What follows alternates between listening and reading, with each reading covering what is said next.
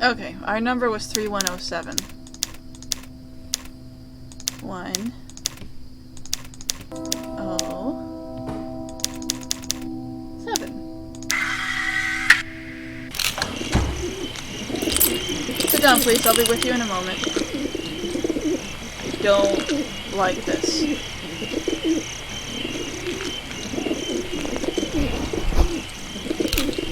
The reality principle is hard to describe, as whenever you look away from it, or even blink, you forget its features. Male or female, young or old, it's impossible to say. Yet there is a distinct familiarity. The eyes feel wholesome and filled with intelligence. The voice feels masterful and informed, gentle and understanding, hateful and full of love. So how are we today? I'm here about Peregrine Starlight. Of course you are. Listen to the sound of my voice. 5. Alright, we've been hypnotized, I guess. Now we're looking at a brain. What you're observing is your brain. It's alive, constantly processing. A reality machine, as it were. I'm going to ask you a series of questions. Try pressing a few buttons. If there's sound of mind, these questions won't get to you. Now let's begin. Try thinking left. Okay. Now try thinking right. Ah, okay. You're a natural.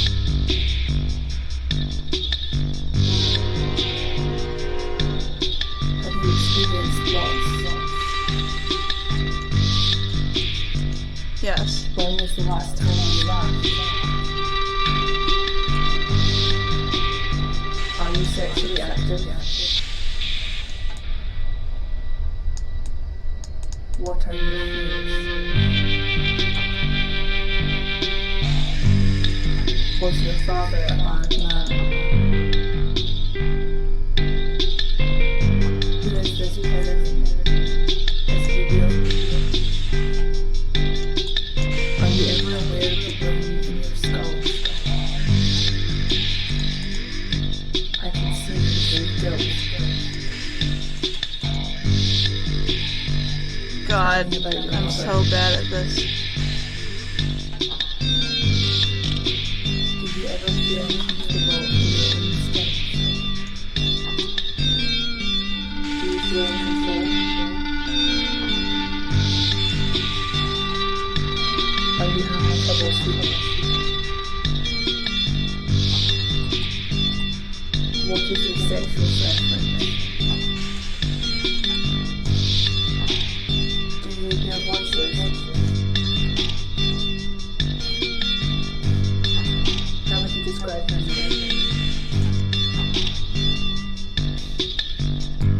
Close your eyes. Is it light or dark? Do you care if you live or die? Do you care about others? I don't know how to do this.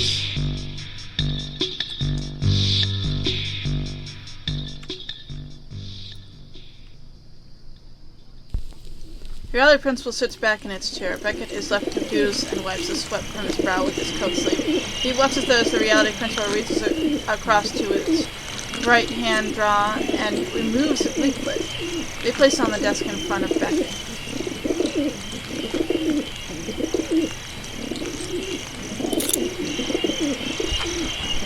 Methods for coping, soft paranoia. Okay.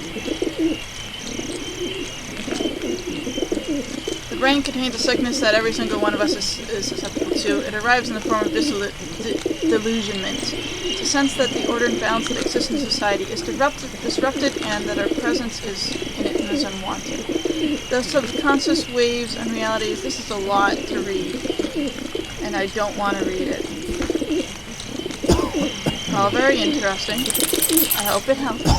Can you tell me, are both Peregrine Starlight and Daisy Starlight being treated? Beckett, I can't tell you that. Peregrine is missing his pill. He doesn't have his pills. The city will need to be informed. They already know. I see. he dangerous? Not in any physical sense, but reality is a fragile thing. He must be brought in. I have a few leads. I'm sure you have. Now, if you could please lie down on the consultation bed, we shall continue. I think I'm gonna leave. No thanks, I've got everything I need.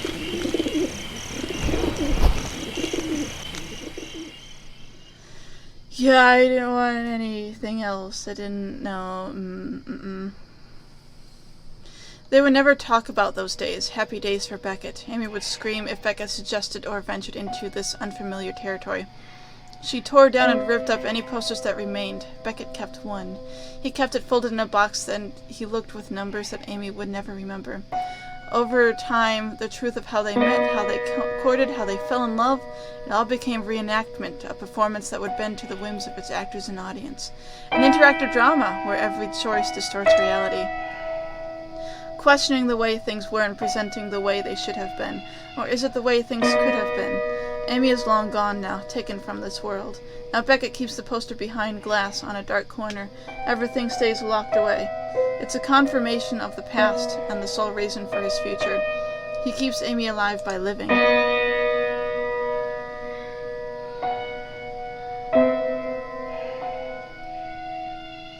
I was wondering if the game would actually stop and need me to redo it a few times, but that was a very difficult minigame.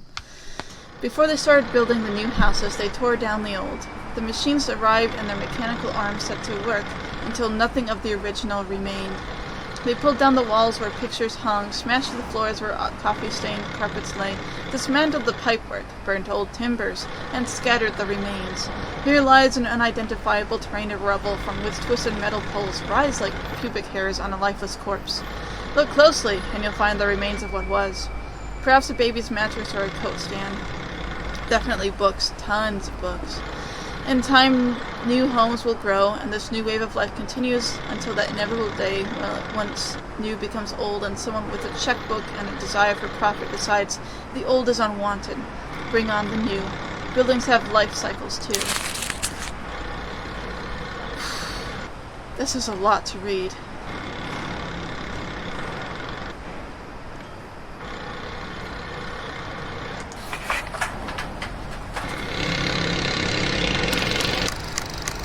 Angry bastard. For fuck's sake, Sam, you completely effing behind your gig. How was I supposed to know that the wire was gonna break? You effing use your eyes, you would have seen it. I'm sorry, okay? Well, the insurance ain't gonna pay for that, so you're gonna have to find a way to cover it.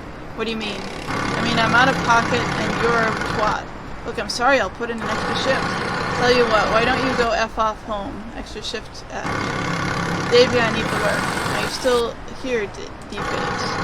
Look, I'm sorry. F off.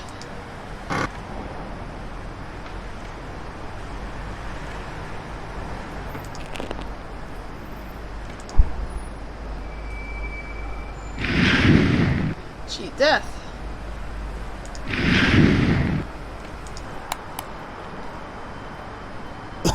Mr. Graham? Eh? Beckett. If I had any clue what you were talking about, I'm tracking down Peregrine Starlight. You're talking about Spanner's kid. Spanner? Look, you're talking to the wrong person, mate. I'm Coxworth. Who you want's over there in his cabin, probably drinking tea. Excuse me? Spanner's always drinking tea. It's rare that Beckett is at a loss. The moment drags on. Look, I'm busy. I've got an effing mess to clear, and I'm a man down. Ha, if you count Bubblehead. You mean Peregrine? Keep up, will you? Effing useless. You seen that kid? F show. Crash and a scream finds itself through echoes into the conversation. F what now? Look, I've gotta go. Okay, bye then.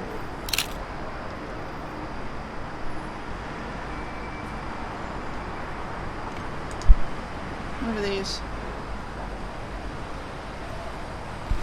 The skiffs are piled high with masonry and splintered wood. As Beckett steps closer, he can see broken frames and chair legs.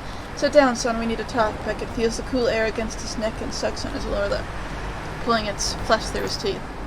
It's what we leave behind, she would say, that That's all we'll be remembered by. When the memories fade, he brings his hand to his jacket pocket and feels the wallet inside.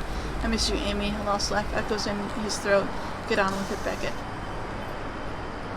Okay. Don't know what any of that is about, but okay.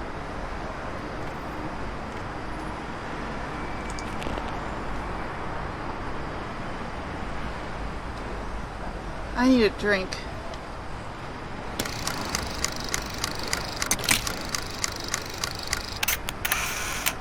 By that I mean orange juice.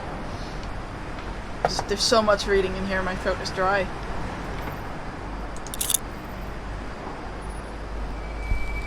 Beckett reluctantly takes a plastic hat from the store and puts it on. He wants to scratch at his scalp, feeling something under his skin.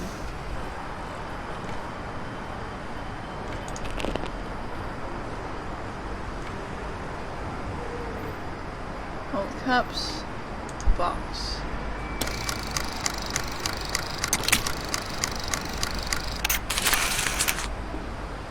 New homes for Burrow. Skyline of Burrow is changing. Forget about what was and embrace what will be. Burrow's New Homes initiative, part of a multi-million-pound regeneration scheme funded by the city.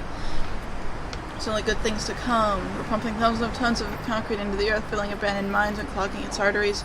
We're using veneers to cover up ugliness and imperfections. We're shipping countless gallons of paint, whitewashed walls. We're destroying what was so that your lives can be better. Located just a short drive from Burroughs Residential Hospital in Monument Park, there will be no more than 1,000 affordable homes for anyone who can afford one. More than 10 million bricks, providing you're working hard and contributing to society. One of these fabulous new properties can have your name on it. Okay. Too much to read.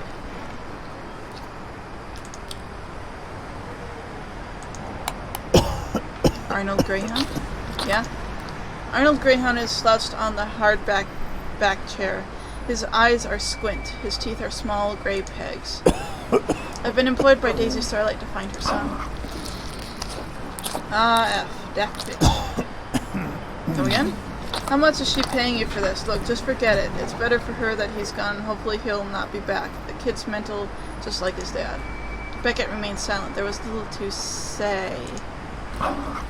Oh, this day keeps getting on better and better. I need a cuppa. Sit down, will you? You're standing there putting me on edge. My blood pressure through the roof as it is. Right, so look, Daisy's had it hard. That's why I'm back. That's why I gave Perry a job here, and that's why I have to write off that he's let me down. A moment, Arnold brings the porcelain mug to his lips and sucks the liquid down his mouth. Oh, if that's boiling. You okay? Yeah, I've got an asbestos mouth. Right. Look, they can't afford to have lunatics like Peregrine roaming Burrow. The place is effed up enough as it is. If you ask me, it'll be better for us all if that kid just keeps on walking. Walking? Yeah, that's the thing. It all gets too much and he starts walking. His big, heffing head bouncing on his shoulders. You live with Daisy now. Yep, there's 3 of us, 2 of us now with any luck. Oh, if I don't mean that, it's just hard, you know. I really want to go home to my own wife and kids. I'm sure things will work out. Lies. Look, me and the kid don't really get on. Not sure I can be of any help. Why don't you go talk to other workers? The lady bastards are over there laying foundations. I'll do that.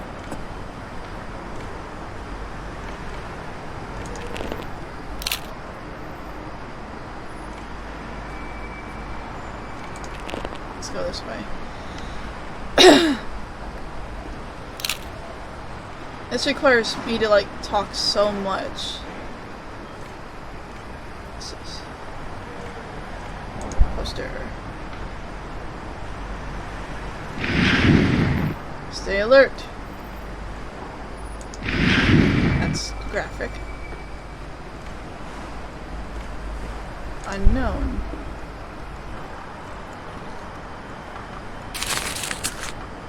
Old foundations, shells embedded into concrete, once washed from the sea. Death.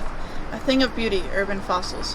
What of it? Who cares? Amy saw life in what was left behind. It was inspiration to her. Her song captured it beautifully. Okay.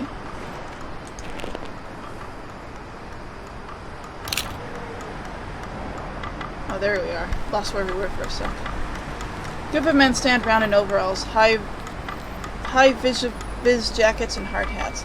They'd obviously listened to Greyhound's warnings of death and its avoidance. They're unaware of Beckett. There's a heated debate going on.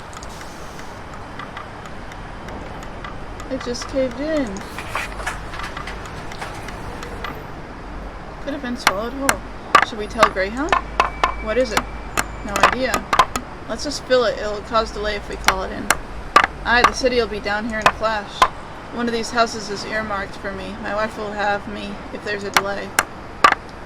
Thought that's what you wanted. She ain't effed you in years. That's because I'm too busy with yours. Fine by me, she said. You more like a gaping hole. Aye, so shut it. What are we doing in this hole here? Just fill it. We all in agreement? Aye, fill it. Hey, Jack, that old guy's listening in. Effing hell, he's from the city. What they doing here? Shit, look busy, lads. Morons. Can you help me? Mr. Greyhound is in his office back that way. I'm looking for Peregrine. Eddie's lads, he's looking for Perry. Nah, he's not here, mate. Any ideas where he might be? Tried the shore? The workers laughed together at a private joke. Yeah, go see Joan. He'll be squirming around her somewhere. Who's Joan? It's the girl he loves. Thinks they've got a special thing going on. She's a whore. Beckett holds in a scream. His mother says you're his friend, right? His mother? The illustrious Daisy Starlight. You've had her, haven't you, Davy? Aye, Jack, not bad for mutton. Again, the group laughs. So what's in the hole? Nothing interesting, mate. We're about to fill it in. There's nothing more to be gained here. These idiots were part of the problem, but not the solution.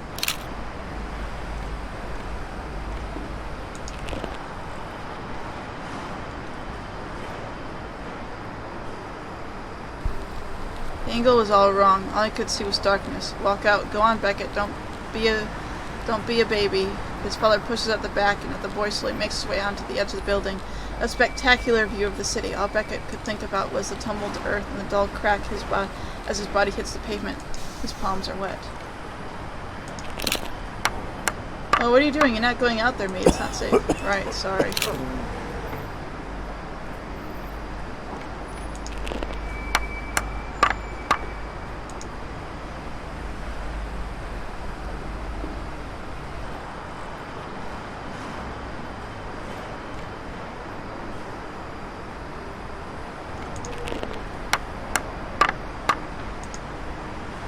There's actually no other way back. I'm looking around. I can't seem to find a way back.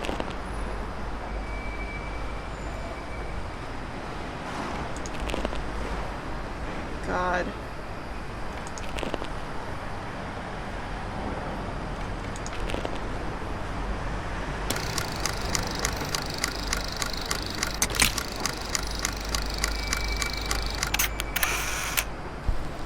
I can feel the give of the wood under his feet, leaning forward, nothing. They say that beneath Burrow lie streets from a different age, tracing history through its strata. See how things were, how they were before, Beckett wants to see.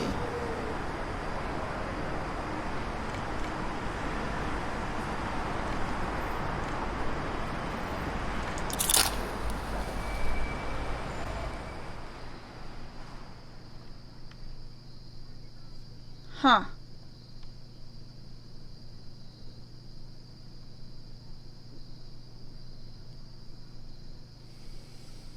Help us know again.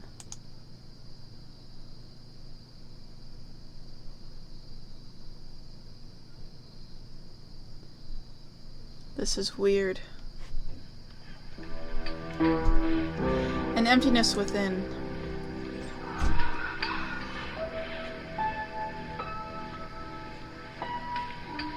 Gosh, I guess I'm gonna have to, like, restrict this to 18 plus as well.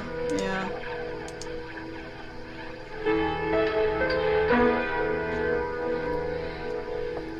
She had a long red jacket that she would tie firmly at the waist. A vision in red. Amy wears it as she stands next to Beckett in a rare photograph. A picture of the perfect couple. Look closely and you'll see Beckett's wedding ring still catching the light. His nails are trimmed short and his dark hair swept back. His shoes are polished. Happiness then. Black. A momentary blindness after a flash would pop. Black. The pain in their hearts when they were told they could never have children. It took 3 miscarriages to put an end to the future. The child in that picture was scratched out with surgical steel.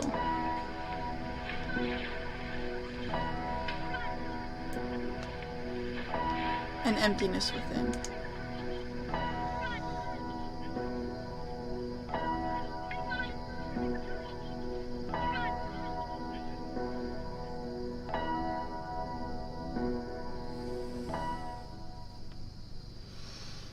Okay, where the F are we now?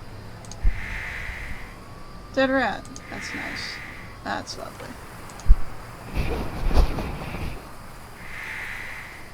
Voyeuristic intent. The curtains of a second floor window are tied back. Woman mops her armpits and folds under her breast and belly with the old cloth.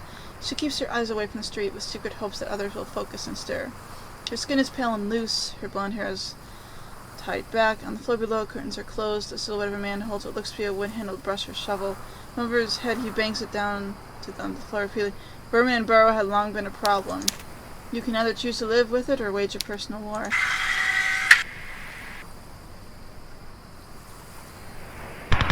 You start looking for something? Excuse me? You okay? Yes, of course. Beckett, pull yourself together. Do you know the park? Sure, I live around here. It's our battleground. I've not been for a while. You know where the flowers are? The flowers in Daisy's flat had been picked from Monument Park. He pictures her on the couch, watching television, alone. Flowers, yeah. You like Violet? I'm not a flower person. My wife, she was. No, at the window. I saw you looking. She's Violet. The boy's hair sweat with grease and his teeth are a disaster. I'm looking for flowers. Can you help me? Sure, come on, I'll show you. The kid runs off ahead, beckoning Beckett to follow.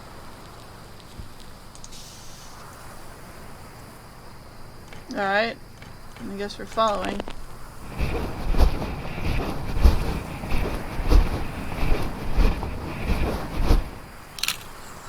The trees shiver and sway, gentle against a delicate breeze that touches cool across Beckett's skin. The sky commands a pale blue wash in the cherry blossoms dance. Blue, green, pink melt. Birds perch on branches. Bees swim in the air among flowers. And children, pets, and parents play on the grass. Monument Park is a place of tranquility, an escape. Breathe in its air, fill your lungs, enjoy it. This moment is yours.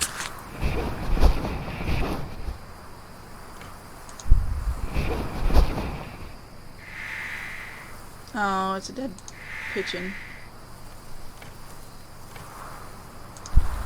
Beckett would visit the park with his parents in the summer months. They'd bring a wicker basket from a postcard pose on the shallow verdant banks. Tower blocks grew out of the tree tops where birds tended their nest. Beckett would bring plastic toys and place them in the grass. A game of hide and seek for imagined worlds. His parents were young then, younger than he is now. They had held in their arms and dreamt of growing old together. Young love.